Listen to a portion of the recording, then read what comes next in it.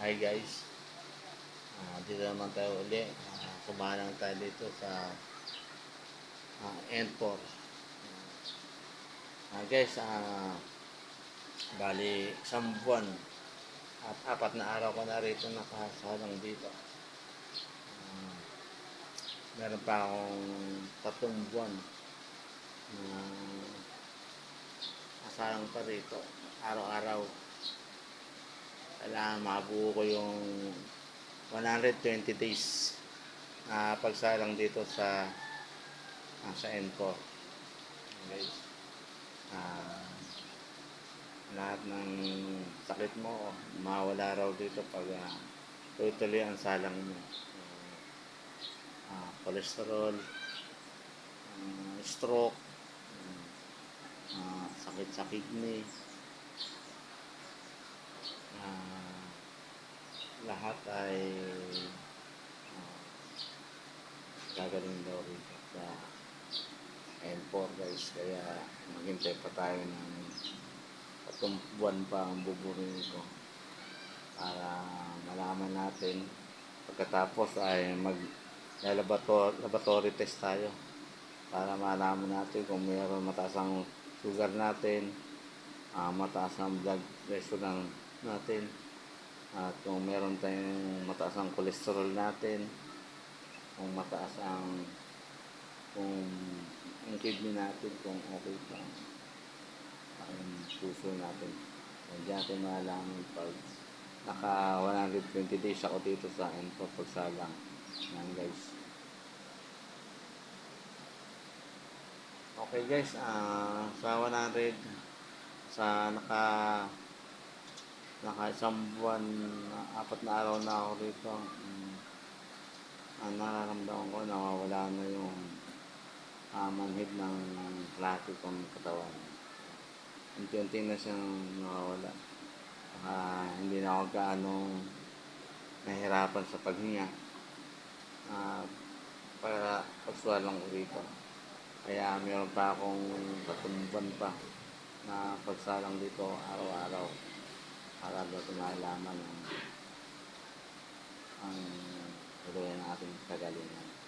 Kaya guys, ito, minamasasaan natin ito.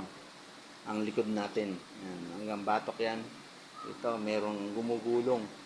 Sa batok sa ulo natin, hanggang batok, hanggang likod, hanggang sa balakang natin. Ginugulungan niya yung spinal cord natin. Yan ang yung mga nililinis yung yung daluyan ng ating mga ugat, mga bara-bara ng mga ugat, para lumuwag ang ating paghinga. Tinatanggal niya yung mga toxin ng ating katawan, lalabas sa magitan ng ating pag-ihi, ating pagdumi, sa ating mapawis natin. Yan guys, yan, doon nalabas ang mga toxin pag araw-araw tayo nakasalang dito sa M4. Yan guys.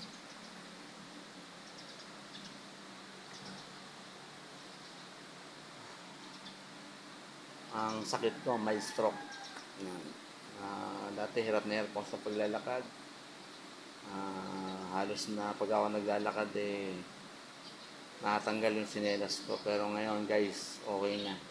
Diretso na yung lakad ko at naramdaman ko na mahusay itong M4 na massage therapy na itong ginagamit ko. Yan guys.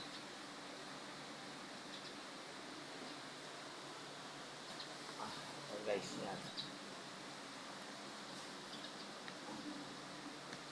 Eto guys, ito, naman ang sarapan nito guys. Ito, guys. Ito guys, MM90. Yan. Heating pad to. Pwede mong gawin siyang sinturon. Pag nalamig ka, pagpapawisan ka rito sa heating pad. Mayroong 40 degree hanggang 70 degree ang init ito. Pwede mong lakasan pwede mong hinaan yung init niya. Yan.